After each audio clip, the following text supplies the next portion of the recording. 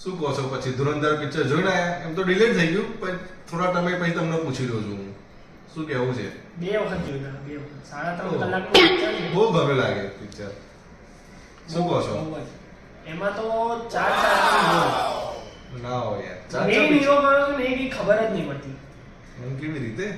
સૌથી પહેલા તો આર માધવનની એન્ટ્રી આવે છે. હા મેઇન વાળી એન્ટ્રી છે. બરાબર. એમાં તો કંઈ ખબર જ નહીં પડતી કે જબરદસ્ત એક્ટિંગ કરી છે એને. પછી એના પછી રણવીર સિંહની એન્ટ્રી આવે.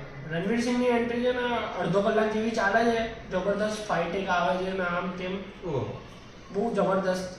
અને એના પછી અક્ષય ખન્નાની એન્ટ્રી આવી જાય અને અક્ષય ખન્ના આવે છે એટલે રણવીર સિંહ આર માધવન બધું ભૂલી જવાય.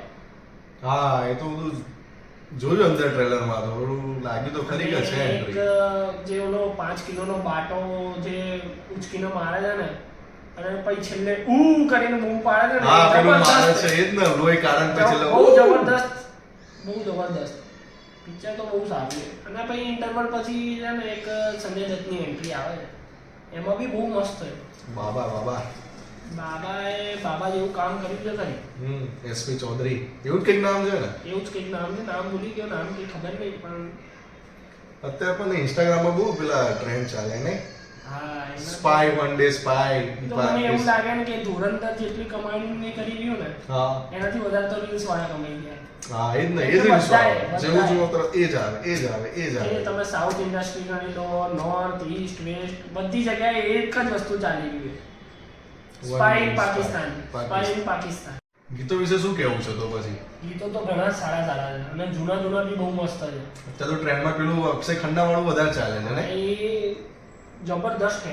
હા અને એક ઓલું છે ને રણવીર સિંહ વખતના લગન છે ને રણવીર સિંહના લગન થાય હા સદારત એમાં જે ગાડી વાળું છે ને એ બહુ જબરદસ્ત ગાડી વાળો સ્ટેપ હા ગાડી વાળું બરાબર અને જૂના બી ગીતો બહુ સારા છે. બરાબર. ગીતોમાં તો કેવું ના પડે પિક્ચર. આ બીજો ભાગ આવવાનો છે આનો. હા બીજો ભાગ છે ને એ મેઇન ભાગ રહેશે મને એવું લાગી રહ્યું છે. બરાબર. કેમ કે ટ્રેલરનું છે ને 60% છે ને એ લોકોએ સસ્પેન્સ જ રાખ્યું, ડાયરેક્ટ બીજા ભાગમાં લઈ લીધું. ઓકે મૂવી બહુ લાંબી બની ગઈ હતી એટલે એ લોકોને ભાગ પાડવા પડ્યા. એટલે બીજો ભાગ જો બીજો ભાગ છે ને 19 માર્ચે આવવાનો છે 3 મહિના પછી. એટલે કે મજા આવશે અને ગેપ બી બહુ ઓછો છે, 3-1 મહિનામાં રિલીઝ કરી નાખે છે એટલે મજા આવશે. હા એ જ છે લોકોને બધાને ઇન્ટરેસ્ટ આમ જોડી રાખ્યું છે બીજા ભાગ સાથે. તો વિડીયોને લાઈક કરો, ચેનલ સબસ્ક્રાઇબ કરો અને કમેન્ટ કરી શકો છો. તમને